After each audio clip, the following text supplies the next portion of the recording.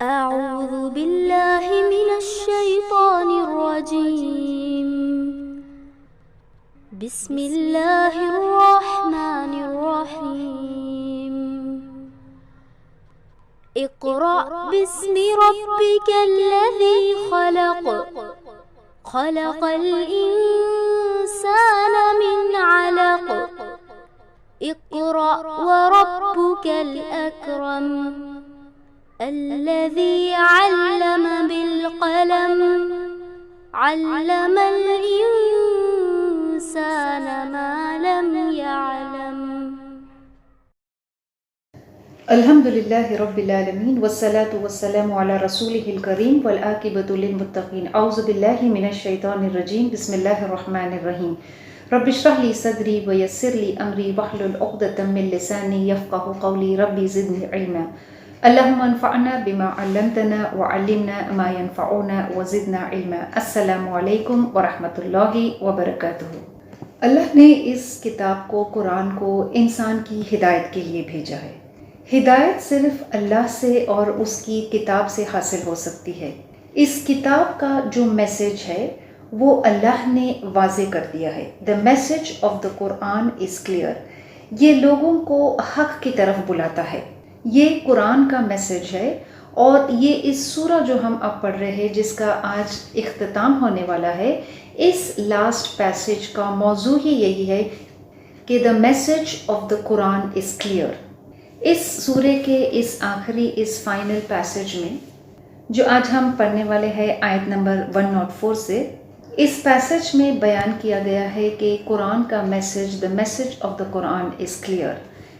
اس سورے کا جو موضوع، جو تھیم تھا، وہ اللہ کی توحید تھا، کہ اللہ کے سوا کسی اور کو شریک نہ ٹھہرا جائے، اللہ کے سوا کسی اور کو پکارا نہ جائے، اللہ کے سوا کسی اور کی عبادت نہیں کی جائے، اللہ کے سوا کسی اور سے دعا نہیں کیا جائے. حاکمیت صرف اللہ کے لیے ہے. وہی ہے کہ جو ہمارے لیے قانون کو بناتا ہے، اور اس کے قانون کو کوئی بدل نہیں سکتا ہے. یہ قرآن جو ہے وہ حق ہے، اور آخرت جو ہے وہ قائم ہونے والی ہے، اور آخرت کے دن جزا اور سزا کا دن ہے. یہ سارے موضوع، یہ سارے ایشوز اس سورے میں وضاحت ہوئی ہے، تاریخ کے واقعات کو بیان کر کے.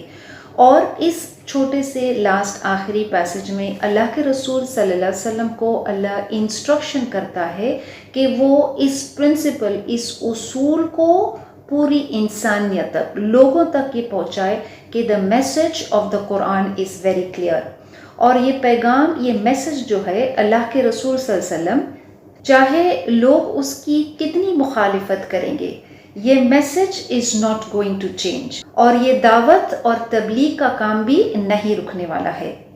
آیت نمبر 104 سے شروع کرتے ہیں. اعوذ باللہ من الشیطان الرجیم. بسم اللہ الرحمن الرحیم. قل یا ایہا الناس ان کنتم فی شک من دینی فلا اعبد الذین تعبدون من دون اللہ ولكن اعبدوا اللہ الذی یتوفاکم وامرت ان اکون من المؤمنین. کل، آپ کہہ دیجئے، یا ایہا الناس، اے لوگو، ان کنتم فی شک، اگر تم کسی بات کے شک میں ہو، من دینی ہی، میرے دین میں، فلا اعبد، تو میں عبادت نہیں کرتا، الذین تعبدون من دون اللہ، تو میں عبادت نہیں کرتا ان کی جن کو تم اللہ کے سوا پکارتے ہو. ولیکن، اور لیکن، اعبد اللہ، لیکن میں عبادت کرتا ہوں، الذی، وہ جو، یتوفاکم، تمہیں اٹھا لیتا ہے، وامرت، اور مجھے حکم دیا گیا ہے، ان اکون من المؤمنین، کہ میں مؤمنوں میں سے ہو جاؤں. اللہ اس آیت میں آپ صلی اللہ علیہ وسلم کو فرماتا ہے کہ قل، اے نبی صلی اللہ علیہ وسلم، یہ وحی جو ہے، یہ قرآن جو ہے، یہ آپ پہ نازل ہوئی ہے، اور آپ لوگوں سے اس قرآن کے پیغام کو، اس میسج کو لوگوں تک پہنچائے، اور ان کو یہ واضح کر دے کہ اگر تمہیں اس دین کے بارے میں کوئی شک ہے، اگر تمہیں اس بات سے شک ہے کہ یہ نبی جو بھیجا گیا ہے یہ سچا نبی نہیں ہے، یہ دین جو ہے یہ حق نہیں ہے، یہ قرآن جو ہے وہ حق نہیں ہے، اگر تمہیں اس بات کا شک ہے، تو اللہ فرماتا ہے نبی صلی اللہ علیہ وسلم سے کہ آپ ان سے کہہ دیجئے کہ میں عبادت نہیں کرتا اس کی جو تم عبادت کرتے ہو اللہ کے سوا، اور میں عبادت کرتا ہوں صرف اللہ کی۔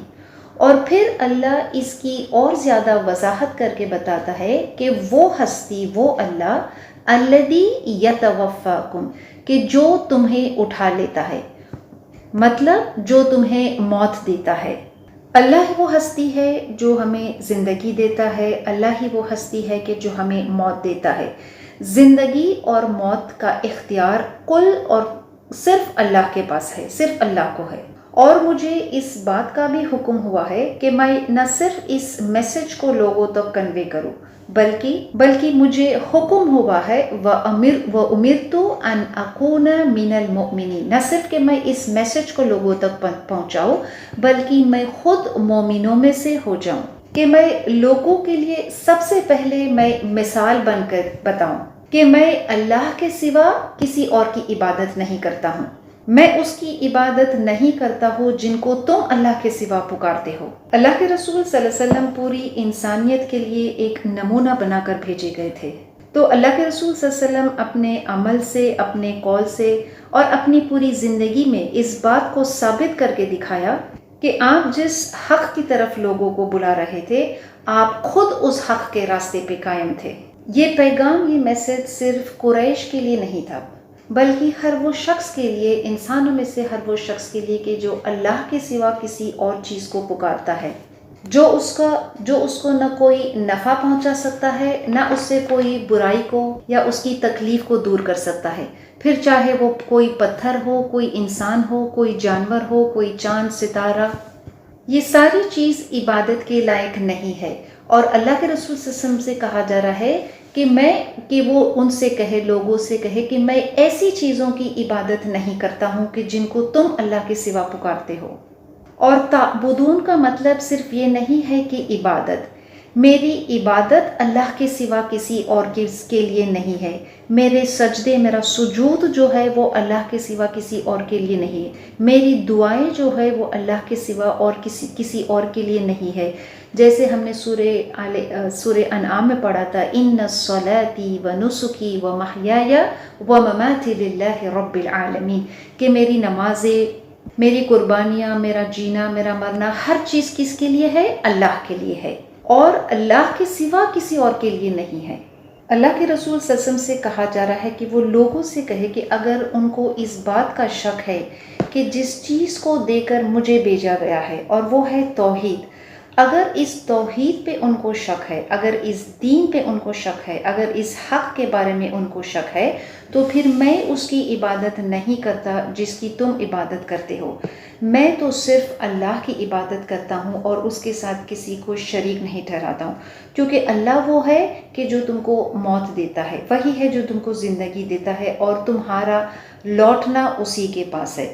تو جن کو تم اللہ کے سوا پکارتے ہو، جن بتوں کو، جن معبودوں کو تم اللہ کے سوا پکارتے ہو، اگر وہ کوئی طاقت رکھتے ہیں، اگر وہ کوئی قدرت رکھتے ہیں کہ وہ مجھے کوئی نقصان پہنچائے تو یا کوئی فائدہ پہنچائے، تو پکارو ان کو، بلاؤ ان کو، اور ان سے کہو کہ وہ مجھے کوئی نقصان پہنچائے، ان سے کہو کہ وہ مجھے کوئی فائدہ پہنچائے، اور تم دیکھو گے کہ وہ نہ مجھے کوئی نقصان پہنچا سکتے ہیں، نہ وہ کوئی مجھے فائدہ پہنچا سکتے ہیں۔ نفع اور نقصان کا مالک صرف اللہ ہے اور اس کا کوئی شریک نہیں ہے۔ اللہ کا قول، اللہ کے رسول صلی اللہ علیہ وسلم سے یہ کہا جا رہا ہے کہ جب وہ چیزیں کہ جو تم کو کوئی نفع نہیں پہنچا سکتے ہیں، کوئی نقصان نہیں پہنچا سکتے ہیں، تو پھر تم ایسے ہستیوں کو کیوں پکارتے ہو؟ زندگی اور موت ان کے اختیار میں نہیں ہے، زندگی اور موت کا اختیار صرف اللہ کو ہے۔ اور آگے جو عام صدر کو حکم کیا جا رہا ہے، وَأَنْ أَقِمْ وَجْهَكَ لِلدِّينِ حَنِيفًا وَلَا تَكُونَنَّ مِنَ الْمُشْرِكِينَ، وَأَنْ أَقِمْ، اور یہ کہ سیدھا رکھے اپنا چہرہ، اپنا منہ، لِلدِّینِ، دین کے لیے، حنیفاً، سب سے مڑ کر، سب سے کٹ کر، سب سے ہٹ کر، اپنا چہرہ جو ہے، اپنا منہ جو ہے وہ اللہ کے لیے، اس دین کے لیے کرے، اور وَلَا تَكُونَنَّ مِنَ الْمُشْرِكِينَ، اور ہرگز نہ ہو جانا مشرکوں میں سے۔ اور اپنے چہرے کو سیدھا رکھنا اس دین کے لیے، وچ مینس کہ اپنے انٹینشن جو ہے، عبادات کے جو معاملات ہے وہ اللہ کے سوا کسی اور کے لیے نہیں کرے۔ اور مزید آگے اللہ فرماتا ہے حنیفہ۔ حنیفہ کا مطلب ہوتا ہے کہ جو کسی چیز سے کٹ کر پھر کسی اور چیز کی طرف جھک جاتا ہے، تو ہر چیز سے، ہر شرک سے دور ہو کے پھر اللہ کی طرف وہ اپنے چہرے کو جھکا دیتا ہے، اللہ کی طرف وہ پلٹ جاتا ہے، ہر جھوٹے معبودوں سے کٹ کر پھر وہ اللہ کی طرف جھک جاتا ہے۔ اور آپ صلی اللہ علیہ وسلم کو یہ ڈائریکٹ حکم ہوا ہے، اللہ فرماتا ہے وَلَا تَكُونَنَّ مِنَ الْمُشْرِكِينَ کہ مشرکوں کی طرح نہیں ہونا۔ یہ سٹیٹمنٹ، یہ آیت جو ہے، جو پچھلی آیت ہے اس سے ڈائریکٹلی کنیکٹڈ ہے۔ اللہ نے پچھلی آیت میں کیا فرمایا کہ آپ صلی اللہ علیہ وسلم آپ کہہ دیجئے کہ مجھے حکم ہوا ہے وَأُمِرْتُ أَنْ أَكُونَ مِنَ الْمُؤْمِنِينَ کہ مجھے حکم ہوا ہے کہ میں مومنوں سے ہو جاؤں، اور وَلَا تَكُونَنَّ مِنَ الْمُشْرِكِينَ اس آیت میں کہا گیا ہے مجھے حکم ہوا ہے کہ میں مومنوں کے ساتھ ہو جاؤں اور میں مشرکوں کے ساتھ نہ ہوں۔ تو پہلی آیت کے آخر میں اور اس آیت کے آخر میں جب ہم دونوں کو ملا کر پڑھتے ہیں تو اللہ ایک کلیئر انسٹرکشن، بالکل وضاحت کے ساتھ اللہ فرماتا ہے کہ آپ صلی اللہ علیہ وسلم سے کہا گیا ہے کہ آپ کہے کہ مجھے حکم ہوا ہے کہ میں مومنوں کے ساتھ ہوں اور میں مشرکوں کے ساتھ نہیں ہوں۔ اس لیے یہ جو آخری پیسج ہے اس میں بالکل صاف طریقے سے the message of the Quran is made very clear۔ اس آیت میں اللہ آپ صلی اللہ علیہ وسلم کو ایک حکم دیتا ہے and the order is so direct کہ ایسا لگتا ہے، مانو ایسا لگتا ہے کہ یہ حکم جو ہے یہ اب دیا جا رہا ہے، یہ آج دیا جا رہا ہے، and that is more effective. جیسے اللہ کسی چیز کے بارے میں فرماتا ہے کہ تم ایمان کو قبول کرو، تم سچ بولنے والوں میں سے ہو جاؤ، تم ایمان والے ہو جاؤ، لیکن یہاں جو طریقے سے اللہ بتاتا ہے that it's a direct order وَأَنْ أَقِمْ وَجْهَكَ جو اس کے الفاظ ہے وہ بھی اس بات کو ظاہر کرتے ہیں کہ اللہ یہ حکم کرتا ہے کہ اپنا پورا توجہ، اپنا پورا فوکس جو ہے وہ اس دین کے لیے، وہ اس حق کے لیے کر دے۔ اور مزید اس اللہ فرماتا ہے حنیفہ سے اس چیز کی وضاحت اس طرح کرتا ہے کہ پھر اپنا توجہ جب اس حق کی طرف رکھتے ہیں تو پھر کہیں اور مڑ کر نہیں دیکھنا ہے، کہیں ادھر ادھر نہیں جانا ہے، نہ دائیں نہ بائیں، بلکہ اس سیدھے راستے پہ، اس صراط المستقیم کے راستے پر اپنے پورے توجہ اور فوکس کو رکھے۔ اللہ کے رسول صلی اللہ علیہ وسلم کو اللہ حکم کرتا ہے کہ نہ وہ صرف عبادت کے معاملات میں بلکہ تمام معاملات میں اپنے آپ کو جو مشرکین کے طور طریقے ہیں ان سے الگ کر کے، ان سے کٹ کے اس طرف جھک جائے۔ حنیفہ سے مراد یہی ہے کہ ہر برائی سے اور ہر شرک سے کٹ کے پھر وہ اللہ کی توحید کی طرف جھک جائے، اللہ کی توحید کی طرف اپنے رخ کو، اپنے چہرے کو کر دے۔ اللہ نے اس دین کو ہمارے لیے پسند کیا ہے، اللہ نے اس دین کو ہمارے لیے مکمل کر دیا ہے۔ جیسے سورہ المائدہ میں ہم نے پڑھا تھا کہ اس آیت میں، سورہ المائدہ کی آیت میں اللہ فرماتا ہے الَّيَوْمَ أَكْمَلْتُ لَكُمْ دِينَكُمْ وَأَتْمَمْتُ عَلَيْكُمْ نِعْمَتِي وَرَضِيتُ لَكُمُ الْإِسْلَامَ دِينًا کہ اللہ نے آج ہمارے لیے اس دین کو کیا ہے، پسند کیا ہے، اس دین کو کمپلیٹ کیا ہے، اس دین کو ہمارے لیے پسند کیا ہے اور اپنی نعمت کو ہمارے لیے پورا کیا ہے۔ اور اللہ کس سے راضی ہے؟ اللہ اس سے راضی ہے کہ ہم اس دین کو، اس دین الاسلام کو قبول کریں۔ تو اللہ ہمیں یہاں حکم دیتا ہے کہ ہم اپنے فوکس، اپنا توجہ اس دین کے لیے کریں۔ تو جب ہم اپنا توجہ، اپنا فوکس اس دین کے لیے، قرآن کے لیے اور حق کے لیے کرتے ہیں تو کیا پھر ہم اکیلے چھوڑ دیے جائیں گے؟ نہیں۔ بہت سی باطل طاقتیں ہیں جو ہمیں اس دین سے ہٹانے کی کوشش کریں گے، جنوں میں سے، شیطانوں میں سے، انسانوں میں سے، بری صحبت جو باطل پر ہے، جو باطل نظام پر ہے، وہ اپنا پوری طاقت لگا دیں گے کہ ہمیں اس دین سے ہٹانے کی کوشش کریں گے۔ تو اس لیے ہم دیکھتے ہیں کہ اللہ جب کسی آیت کو فرماتا ہے تو اس کی جو انداز ہوتا ہے، جس طریقے سے اس کے الفاظ کو اللہ بیان کرتا ہے وَأَنْ أَقِمْ یہ ایک ڈائریکٹ آرڈر ہے، اور کتنا زبردست حکم اللہ کرتا ہے کہ اپنے چہرے کو اس طرف جھکا دینا، حنیفاً، پورے اخلاص کے ساتھ۔ جیسے ہم کسی شخص کو یہ کہتے ہیں کہ اس رخ کی طرف دیکھنا، اور بالکل یہاں وہاں ادھر ادھر اپنے چہرے کو نہیں کرنا ہے، کسی اور طریقے کو نہیں اپنانا ہے، اسلام کے سوا کسی اور لائف سٹائل کو نہیں اپنانا ہے۔ ہر چیز جو ہے ہم اس کتاب کے ذریعے سے اس کتاب کے قانون کو اپنانا ہے۔ دین کے ہر معاملات میں، ہمارے زندگی کے ہر معاملات میں اپنا فوکس، اپنا توجہ صرف اس کتاب اور اس دین پہ رکھنا ہے، کسی اور کے طور طریقے کو امیٹیٹ نہیں کرنا ہے۔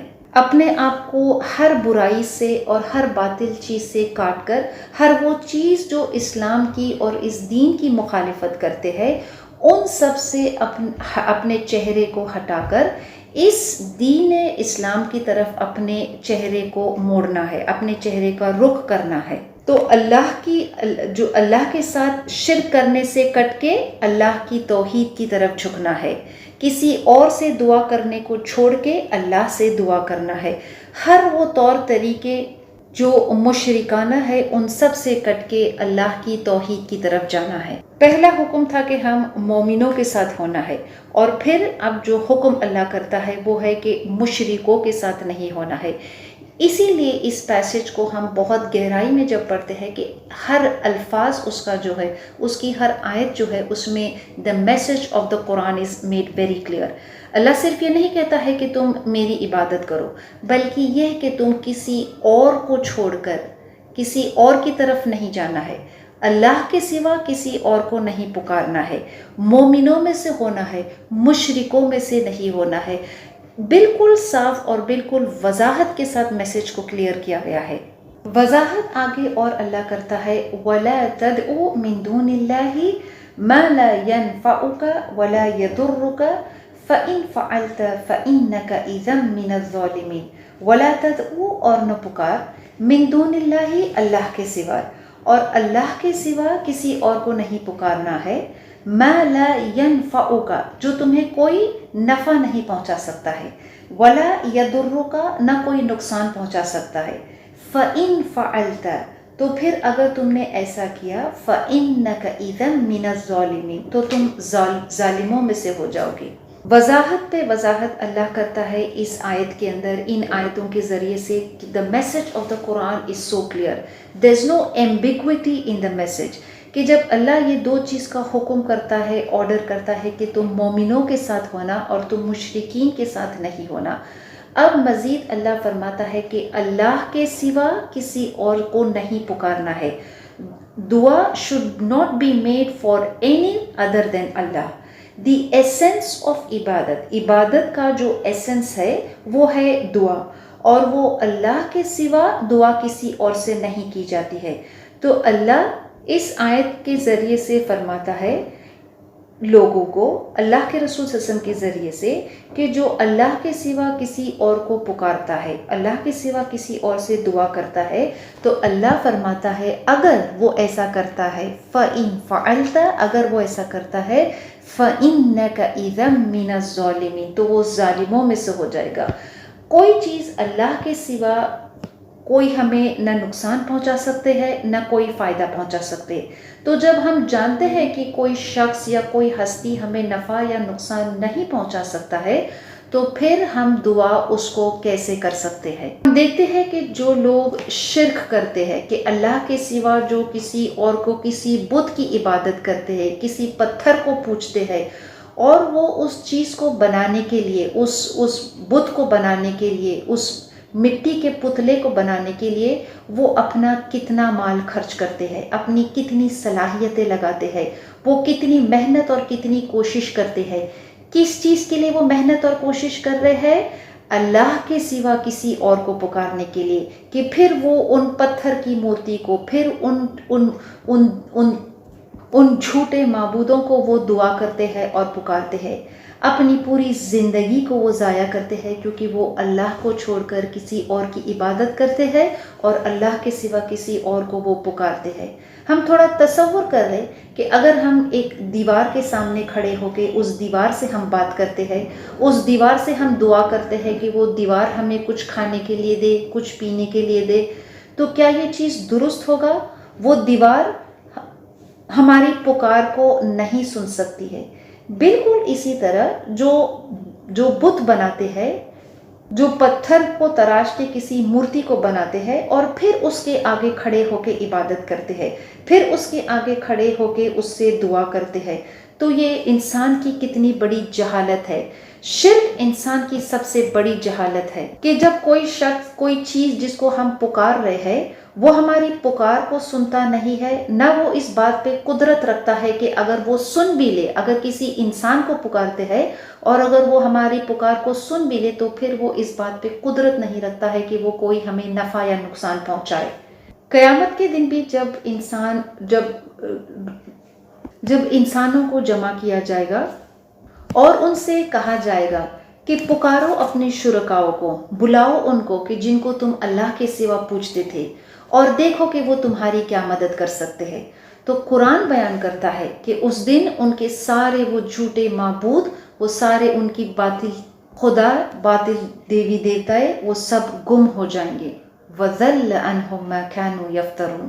مزید اللہ کی توحید کا ثبوت آگے آیت میں اللہ فرماتا ہے وَإِن يَمْسَسْكَ اللَّهُ بِضُرٍّ فَلَا كَاشِفَ لَهُ إِلَّا هُوَ وَإِن يُرِدْكَ بِخَيْرٍ فَلَا رَادَّ لِفَضْلِهِ يُصِيبُ بِهِ مَن يَشَاءُ مِنْ عِبَادِهِ وَهُوَ الْغَفُورُ الرَّحِيمُ۔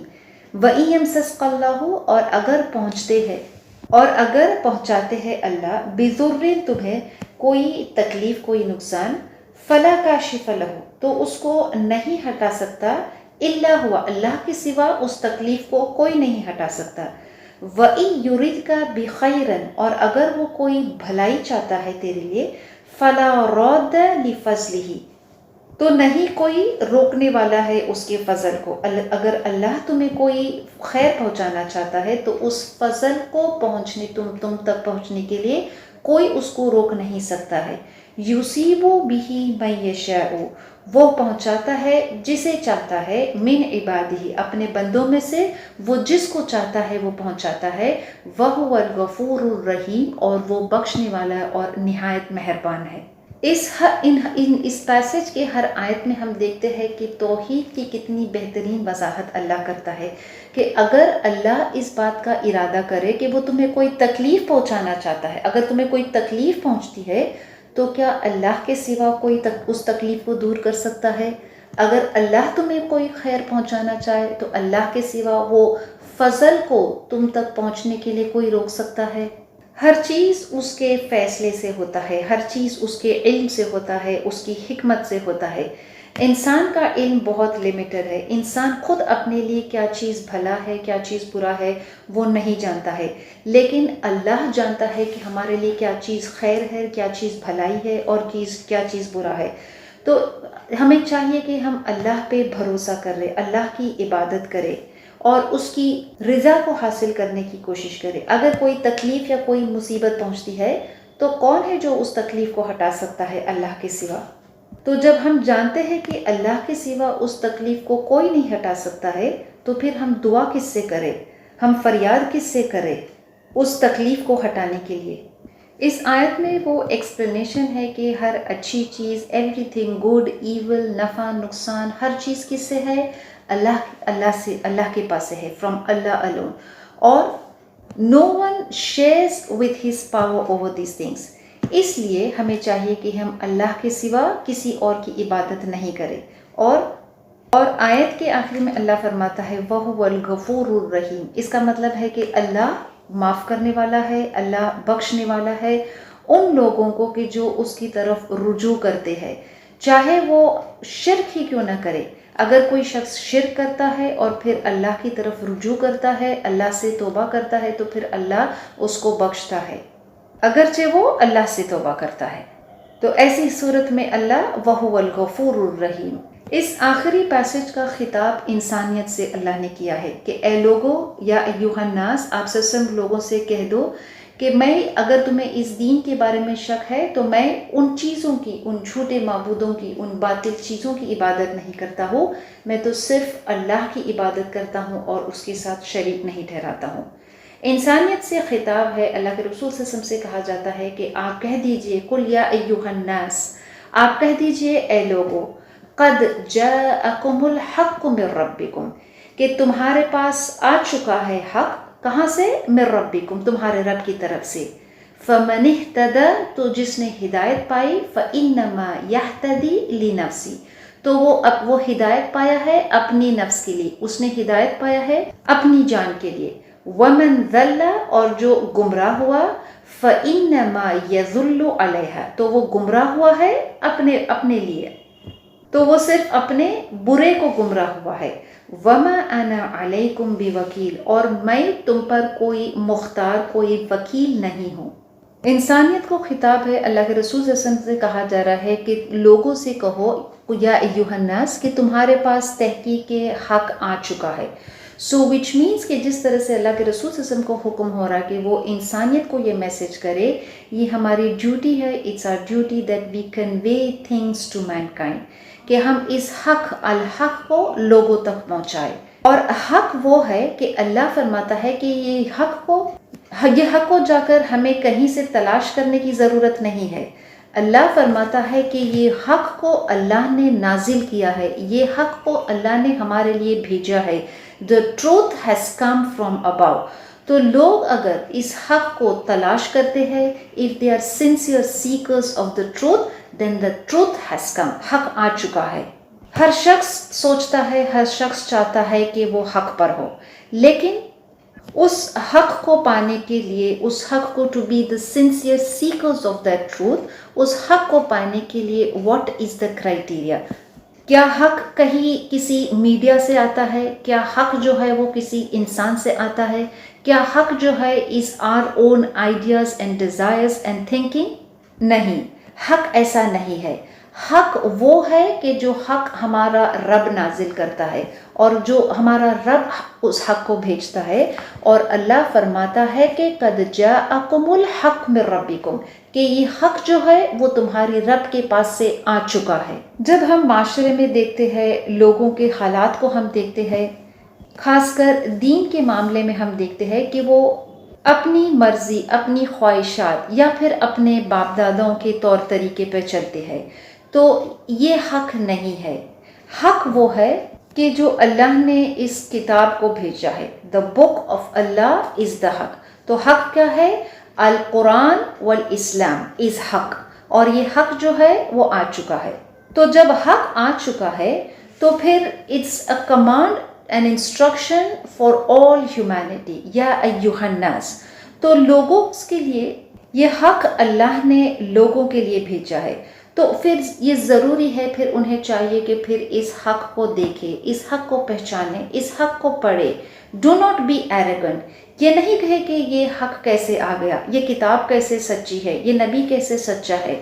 جب کوئی شخص اپنے آپ کو اس تکبر میں ڈالتا ہے اور اس حق کو ایکسیپٹ نہیں کرتا ہے، تو پھر وہ ہدایت نہیں پا سکتا ہے۔ جو شخص حقیقت میں، ہم دیکھتے ہیں کہ بہت سے لوگ جو غیر مسلم بھی ہے، جو وہ حق کی تلاش کرتے ہیں، when they sincerely seek for the truth has already come۔ اور پھر ہم دیکھتے ہیں کہ when they sincerely seek the truth, then they are guided to the path۔ جب کوئی شخص حق کی تلاش کرتا ہے، حق کو پاتا ہے، اس کو ایکسیپٹ کرتا ہے، when someone embraces the truth، تو we do not add any value to the truth۔ کوئی شخص اگر حق کو ایکسیپٹ کرتا ہے، کوئی شخص اگر اسلام کو ایکسیپٹ کرتا ہے، تو وہ حق یا اسلام کے اضافے میں کوئی چیز نہیں ہوتا ہے، اس کو کوئی فائدہ نہیں پہنچتا ہے۔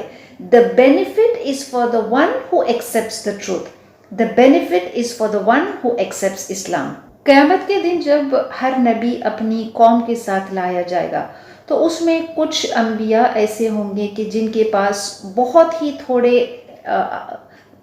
تھوڑے لوگ ان کے ساتھ موجود ہوں گے جنہوں نے اس حق کی دعوت کو قبول کیا تھا۔ کچھ ایسے بھی ہوں گے کہ جن کے ساتھ کوئی بھی نہیں ہوگا، کوئی اس حق کو ماننے والا نہیں ہوگا. اس سے ہم دیکھتے ہیں، اس سے یہ چیز ظاہر ہوتا ہے کہ انسانیت کی most of the human beings they are led astray, کہ وہ ہدایت کے راستے سے گمراہ ہے. اور اگر وہ ہدایت کے راستے سے گمراہ ہے، if they are led away from the truth، تو it does not take anything away from the truth. یہ حق کا جو ہے، اگر وہ حق کو قبول نہیں کرتے ہیں تو ان کے حق کو نہ قبول کرنے کی وجہ سے حق بدلتا نہیں ہے. The truth is truth whether people accept it or not. لیکن اس ٹروتھ کو، اس حق کو لوگوں تک پہنچانا، اس میسج کو کنوے کرنا ہمارے لیے یہ ضروری ہے. اللہ ہم سے یہ نہیں پوچھے گا کہ کیا فلاں شخص نے ہدایت کو پایا تھا یا نہیں، بلکہ ہمارے لیے کہ ہم نے اس حق کو لوگوں تک پہنچایا تھا کہ نہیں. کیونکہ اللہ فرماتا ہے قُلْ يَا أَيُّهَا النَّاسُ قَدْ جَاءَكُمُ الْحَقُّ مِنْ رَبِّكُمْ، کہ یہ حق آ پہنچا ہے.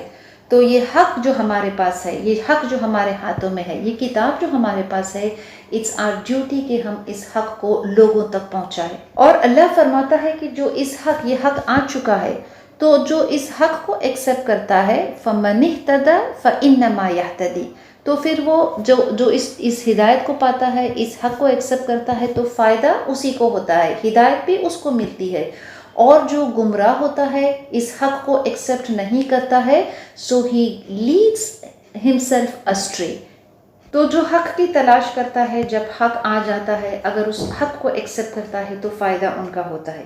لیکن اگر اس حق کو ایکسیپٹ کوئی شخص نہیں کرتا ہے، حق آ چکا ہے، تو پھر اس شخص کا مقام کہاں ہوگا؟ پھر اس شخص کا مقام، گمراہی کا انجام جہنم ہے. تو یہ لوگوں سے خطاب ہے، ایک عام خطاب ہے کہ وہ اپنی زندگیوں کو برباد نہ کرے.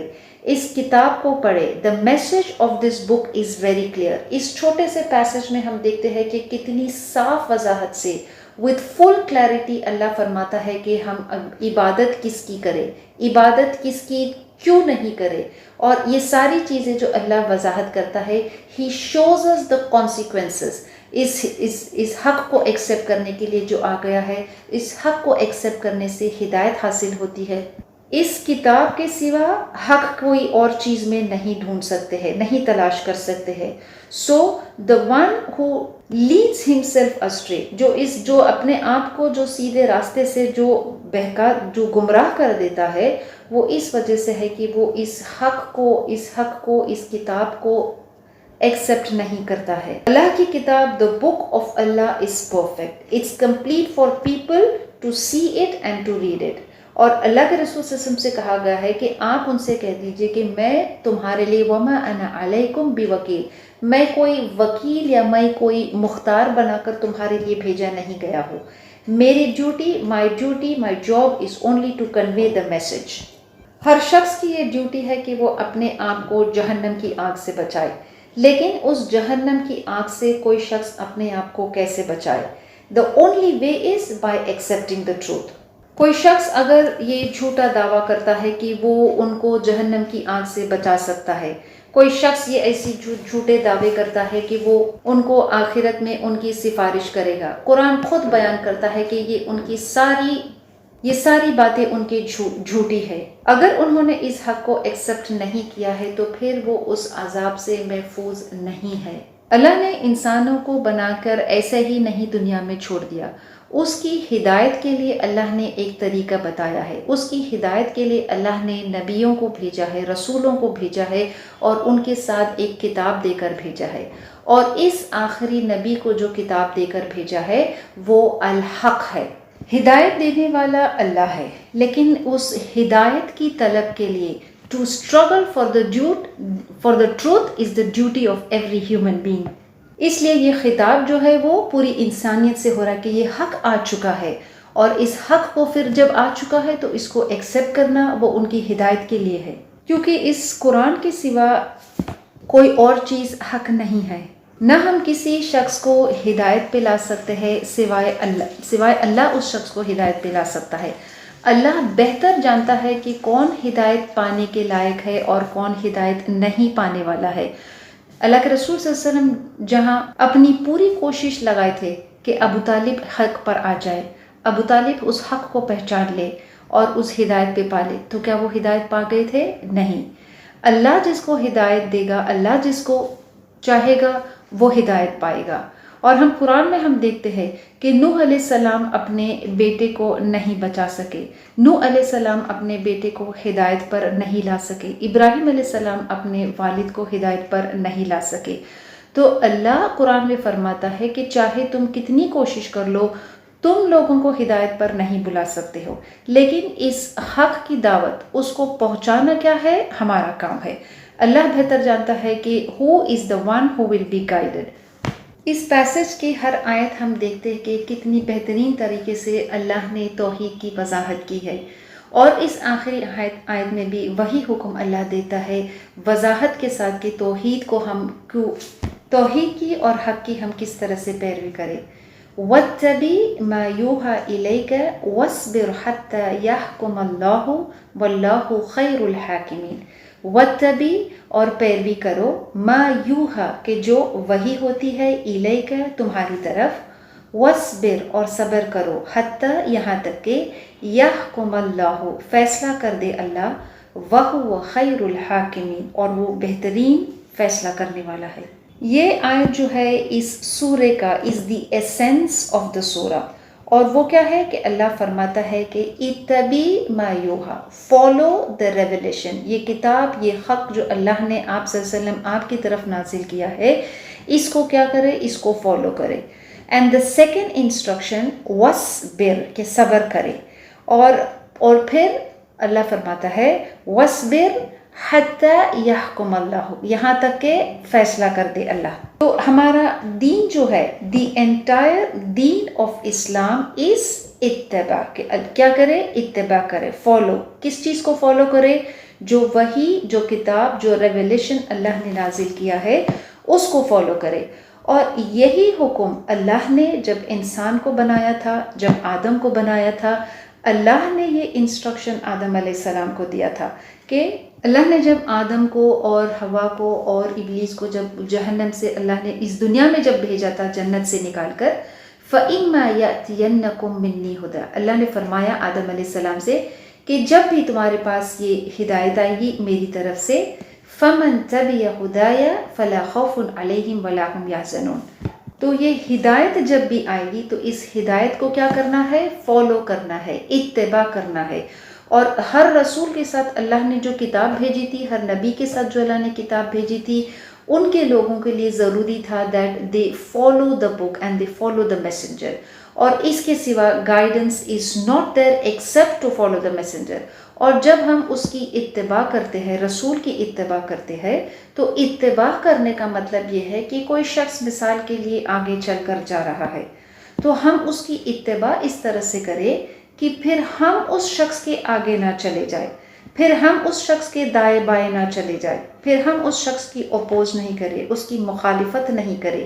جب کوئی شخص ہم سے کہتا ہے، جب کہ ہم کوئی ایک سڑک پر یا ایک کسی راستے پر جا رہے ہیں اور وہ راستہ بہت خوفناک ہے، خطرناک ہے، کنفیوزنگ ہے، کوئی شخص جو وہاں بہت آسانی سے گم ہو سکتا ہے، بہک سکتا ہے، تو پھر جب وہ شخص یہاں وہاں ادھر ادھر بھٹکتا ہے تو ہی برنگز ہز روئن آن ہمسیلف۔ اور اگر کوئی شخص اس کو اس وقت گائیڈ کرتا ہے تو یہ شخص کے لیے ضروری ہے کہ وہ اس گائیڈ کو اس طرح سے فالو کرے کہ پھر وہ he will not lose the path. And when he knows کہ جب راستہ بہت ڈینجرس ہے، بہت کنفیوزنگ ہے، تو all the more he has to be alert and attentive کہ وہ ادھر ادھر نہیں جا سکتا ہے۔ جیسے اب ہم نے اس آیت میں پڑھے تھے، آگے اللہ نے فرمایا تھا کہ وَأَنْ أَقِمْ وَجْهَكَ لِلدِّينِ حَنِيفًا، کہ ہم اپنا پورا فوکس، اپنا توجہ اس دین کی طرف کریں۔ وہ شخص جو اس راستے پہ جا رہا ہے، ہم اپنا پورا توجہ، فوکس اور اٹینشن اس شخص پہ پورا کر دیں، ہر دوسری، ہر وہ آزو بازو کی ہر چیزوں سے اپنا توجہ، اپنا دھیان ہٹا کر حنیف ہو جائے، اس شخص کی طرف جھک جائے، تو پھر وہ ہمیں اس راستے کو دکھائے گا۔ یہ وہ شخص اللہ کے رسول صلی اللہ علیہ وسلم ہے کہ اللہ حکم کرتا ہے کہ ہم اس شخص کی اتباع کریں، وَاتَّبِعْ مَا يُوحَىٰ، کہ جو اللہ کے رسول صلی اللہ علیہ وسلم کو جو یہ کتاب، یہ جو وحی نازل کی ہے اس کی ہم پیروی کریں. We follow the messenger and we follow the book. تو جب ہم اس کو فالو کرتے ہیں تو پھر کامیابی ہمارے لیے ہے. تو کوئی شخص کو جب یہ کہا جائے کہ اس شخص کی فلاں شخص کی پیروی کرو، یہ تمہیں سیدھے راستے کی طرف بتائے گا، لے جائے گا، یہ تمہیں کامیابی دے گا، تو پھر ہمارا فوکس، ہماری آنکھیں، ہمارا ذہن، ہمارا دل، ہر چیز ہم کہاں رکھیں؟ وَأَقِمْ وَجْهَكَ لِلدِّينِ، which means کہ ہم کہیں اور اپنا فوکس توجہ نہیں رکھے، بلکہ صرف اس راستے پہ رکھے، صرف اس طریقے پہ رکھے. ہر قدم، ہر step, we have to be very mindful and careful. جب ہم زندگی میں جب ہم بڑھتے ہیں، آگے جاتے ہیں، so we have to see that every step that we take is according to the book, is according to the Quran, is according to the revelation, is according to the messenger's way. اللہ بس ہم سے یہی چاہتا ہے کہ ہم کیا کریں؟ وَاتَّبِعْ، ہم اتباع کریں، مَا يُوحَىٰ إِلَيْكَ، ہر وہ چیز جو اللہ کے رسول صلی اللہ علیہ وسلم نے ہمیں سکھایا ہے. in everything, in every aspect ہم اتباع کریں آپ کی اور اس وحی کی جو بھیجا گئے ہے. نماز پڑھے تو پھر ہم نماز کو کس طریقے سے پڑھے، ہر چیز جو حلال ہے، جو حرام ہے، ہر چیز کے بارے میں جو وضاحت قرآن نے کی ہے، ہم اس کی اتباع کریں، ہم اس کی پیروی کریں. تو اگر قرآن ہم سے کہتا ہے کہ فلاں چیز حرام ہے، ہمارے لیے صحیح نہیں ہے، ہمارے لیے سود جو ہے وہ ہمارے لیے حرام ہے، تو پھر ہم کیا کریں؟ پھر ہم اس سے we stay away from it. اللہ جب کسی چیز کا ہمیں حکم دیتا ہے کہ ہم نماز کو قائم کریں، تو پھر ہم اللہ کے ہر حکم کو پھر کیا کریں؟ کس طرح سے ہم اس کی اتباع کریں؟ سمعنا وَأَطَعْنَا. Every order of Allah and every prohibition of Allah جو اللہ نے قرآن میں دیا ہے، ہم اس کو فالو کریں. اور جب ہم ایسا کرتے ہیں تو پھر وہ ہمارے لیے کامیابی ہوگی. اور جب کوئی شخص ایسا کرتا ہے تو دین ہی از آن دا ٹروتھ. سفیان الثوری کہتے ہیں کہ وہ یہ ہمارا دین و اسلام جو ہے is all about following, which means the entire deen, the entire religion of Islam کیا ہے؟ it's to follow the messenger. اور ہم اس کی اتباع کریں. اینڈ دا سیکنڈ انسٹرکشن اللہ ہمیں کرتا ہے وَاصْبِرْ، کہ بی پیشنٹ، کہ جب ہم کسی چیز کی اتباع کریں، when we are trying to follow the revelation، بہت سی چیزیں ہماری رکاوٹ بنے گی، بہت سی چیزیں ہمیں اس حق کے راستے سے روکنے کی کوشش کرے گی، جیسے ہمارا خود کا نفس، ہماری خواہشات. اور عبادت کے معاملات میں اور ہر چیز میں، ہر حکم جو اللہ نے قرآن میں نازل کیا ہے، اس حکم پر چلنے کے لیے صبر بہت ضروری چیز ہے. کہ we struggle with the orders of Allah, we struggle to establish the صلاح. اور ہم دیکھتے ہیں کہ دنیا کے معاملات میں تو لوگ بہت صبر کرتے ہیں. جیسے اگر ان کو صبح اٹھ کر ان کے کاموں کے لیے جانا پڑتا ہے تو پھر وہ اس مشکل کا بھی سامنا کرتے ہیں، اور وہ اس نوکری کے لیے، اس تنخواہ کے لیے پھر وہ ہر قربانی دینے کے لیے تیار ہے، اپنی نیند کی قربانی دینے کے لیے تیار ہے، اپنے گھروں کو چھوڑ کر جانے کے لیے تیار ہے. اور نہ صرف وہ تیار ہے بلکہ وہ صبر بھی کرتے ہیں. لیکن فجر کی نماز کو اٹھنے کے لیے کتنا صبر کرتے ہیں، فجر کی نماز کو اٹھنے کے لیے کتنی کوشش کرتے ہیں، کتنی محنت کرتے ہیں. اللہ کی عبادت کو قائم کرنے میں بھی صبر کی ضرورت ہے. تو اللہ اس آیت میں فرماتا ہے کہ تم صبر کرو حتی یحکم اللہ، یہاں تک کہ until the judgment comes from اللہ. جب ہم حق کی تلاش کرتے ہیں، جب ہم حق کو اپناتے ہیں تو we have to be patient upon the truth. اس حق پہ پھر کیا ہے؟ اس پہ صبر کرنا ہے. یہ سورہ یونس کی شروعات کیسے ہوئی تھی؟ الف لام را تلک آیات الکتاب الحکیم. الف لام را، اللہ فرماتا ہے کہ یہ کیا ہے؟ یہ آیات ہے کس کی؟ الکتاب الحکیم. these are آیاتس of the wise book. اور یہ سورہ کا اینڈ کیسے ہوتا ہے؟ اللہ ہمیں حکم دیتا ہے کہ we follow this book. اللہ شروع میں بیان کرتا ہے کہ these الف لام را these are آیاتس of the wise book. اور اب اس سورہ کے اینڈ میں اللہ فرماتا ہے کہ now follow this book, now follow this revelation. وَاتَّبِعْ مَا يُوحَىٰ إِلَيْكَ. اللہ کے حکم کو ماننے کے لیے، اللہ کے اس حکم پہ چلنے کے لیے، اس کتاب کو اپنی زندگی میں نافذ کرنے کے لیے we have to struggle and we have to be patient with the orders of Allah. ہم جب اس کتاب کو اپنانے کی کوشش کرتے ہیں تو پھر we have to face opposition from people. جو حق کو نافذ کرنے کی کوشش کرتا ہے تو باطل اس کی مخالفت کرتے ہیں، تو ان کی لوگوں کی مخالفت سے ہمیں نہیں ڈرنا ہے۔ اللہ کیا فرماتا ہے، واٹ از آر آرڈر، کہ تم اس حق کی جو مخالفت کرتا ہے تم صبر کرو یہاں تک کہ اللہ کا حکم آتا ہے۔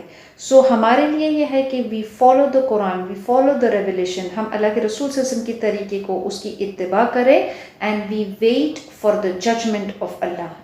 یہ وہ سورہ ہے، یہ وہ آیت ہے کہ جو صرف ایک بار پڑھنے سے ہم اس کو بہت اچھی طریقے سے نہیں سمجھ سکتے ہیں۔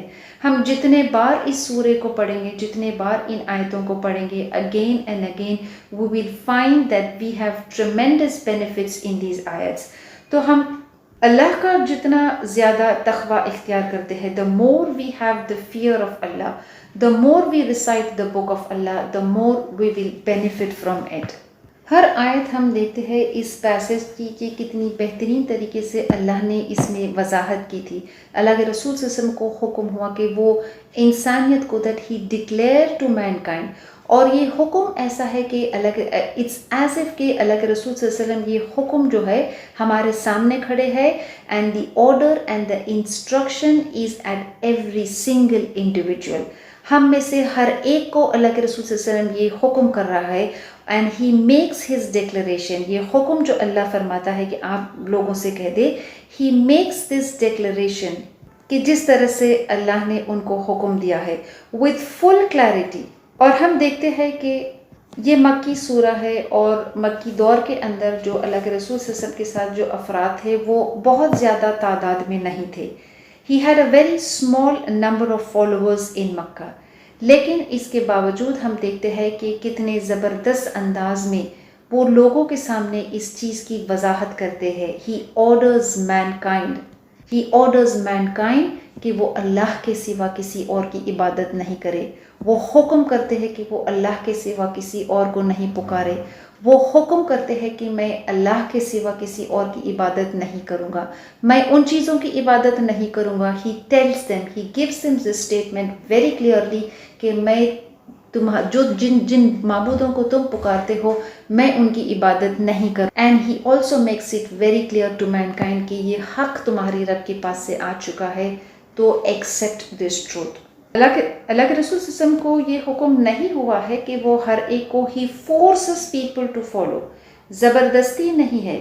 دین کے معاملے میں، ہدایت کے معاملے، یہ میسج جو ہے he has to convey، یہ میسج لوگوں تک پہنچانا ہے، اور پھر یہ فیصلہ، یہ اختیار ان پہ چھوڑ دینا ہے کہ کیا وہ اس حق کو، اس ہدایت کو قبول کرتے ہیں یا نہیں۔ آخرت میں لوگ تباہ اور برباد کیوں ہوں گے؟ کیونکہ وہ دنیا میں اس حق کو ایکسیپٹ نہیں کرتے، وہ دنیا میں یہ جو حق آ گیا ہے اس حق کو قبول نہیں کرتے۔ اور نجات کون پائے گا؟ کہ جو اس حق کو ایکسیپٹ کرتا ہے۔ جب حق اس کے پاس آتا ہے تو وہ حق کو ایکسیپٹ کرتا ہے۔ آج ہمارے پاس بھی وہ حق ہمارے سامنے موجود ہے، قرآن ہمارے پاس موجود ہے، ہم قرآن کو سیکھ رہے ہیں، ہم اس کو پڑھ رہے ہیں، تو کیا ہم اس حق کو اپنی زندگی میں پوری طریقے سے have we accepted this truth؟ کیا ہم اپنی زندگی کے ہر گوشے میں، ہر معاملات میں do we make Quran as the judge for us؟ اس سورے اور اس آخری پیسج میں کتنی بہترین طریقے سے اللہ نے وضاحت کیا ہے۔ اگر ہم کچھ چیزوں پہ ان فائنل کنکلوژن ہم ان چیزوں کو یاد رکھیں کہ ہمیں رسول کی اطاعت کرنا ہے، ہمیں اس وحی کو ماننا ہے، ہمیں صبر کرنا ہے، ہمیں شرک سے اپنے آپ کو پاک کرنا ہے، اور ہمیں اللہ کی عبادت کرنا ہے اور اس کے سوا کسی اور کی عبادت نہیں کرنا ہے، اور یہ کہ ہمیں ایک دن اس حساب کے لیے، اس دن کے لیے ہمیں کھڑے ہونا ہے کہ جب ہمیں اپنے ہر عمل کا ہمیں حساب دینا ہوگا، کہ یہ وہ دن ہوگا کہ جب کسی نبی کی صحبت میں بھی اگر کوئی شخص موجود ہے، رہا ہے، تو پھر اگر وہ حق پر نہیں ہے، اگر اس نے شرک کیا ہے، تو پھر وہ نبی کی صحبت، نبی کا بیٹا ہونے کے باوجود اس کی نجات نہیں ہوگی۔ جیسے نوح علیہ السلام، وہ تو اللہ کے رسول تھے، لیکن اس کے باوجود ان کے بیٹے کو نجات نہیں ملی، کیونکہ وہ اللہ کے ساتھ شرک کرتے تھے، وہ حق کو آ جانے کے بعد حق کو ایکسیپٹ نہیں کر رہے تھے، اور شرک کا انجام دوزخ ہے، جہنم کی آگ۔ یہ کتاب جو اللہ فرماتا ہے کہ یہ حق تمہارے پاس آ گیا ہے، یہ ہمارے لیے بہت ہی ہماری خوش قسمتی ہے کہ ہم اس کتاب کو پڑھ رہے ہیں، اس دین کو ہم سمجھ رہے ہیں، اور جب ہم اس کتاب کو سمجھ لیتے ہیں تو پھر ہم اللہ کے اس حکم کو جب مانتے ہیں وَأَنْ أَقِمْ وَجْهَكَ لِلدِّينِ حَنِيفًا، جب ہم اس پہ عمل کرتے ہیں، جب ہم اپنے چہرے کو اس دین کے لیے، اس سیدھے راستے کے لیے جب ہم جھکا دیتے ہیں، ہم اس سیدھے راستے کی طرف اپنا منہ موڑ لیتے ہیں، اپنا رخ کر لیتے ہیں، تو ہمارے سارے معاملات پھر درست ہو جاتے ہیں۔ اللہ سے دعا ہے کہ وہ ہمیں توحید کو سمجھنے والا، توحید پر چلنے والا، توحید کی طرف لوگوں کو بلانے والا بنائے، اور یہ کہ ہم اللہ کے سوا کسی اور کو اپنی مدد کے لیے نہیں پکارے، ہم اللہ کے سوا کسی اور کی عبادت نہیں کرے، اور کیونکہ وہی ہے کہ جو ہمیں وفات دیتا ہے، جو ہمیں موت دیتا ہے، تو پھر ہم اللہ سے یہ دعا کرتے ہیں کہ اللہ ہمیں وہ توفیق دے کہ جب ہماری موت آئے تو ہم توحید پر قائم ہیں۔ ربنا تقبل منا انک انت السمیع العلیم وتب علینا انک انت التواب الرحیم۔ سبحانک اللہم وبحمدک نشہد ان لا الہ الا انت نستغفرک ونتوب الیک۔ اللہم آنس وحشتی فی قبری، اللہم ارحمنی بالقرآن العظیم وجعلہ لی اماما ونورا وہدا ورحمہ۔ اللہم ذکرنی منہ ما نسیت وعلمنی منہ ما جہلت وارزقنی تلاوتہ آناء اللیل وآناء النہار واجعلنا لحجۃ یا رب العالمین۔ السلام علیکم ورحمۃ اللہ وبرکاتہ۔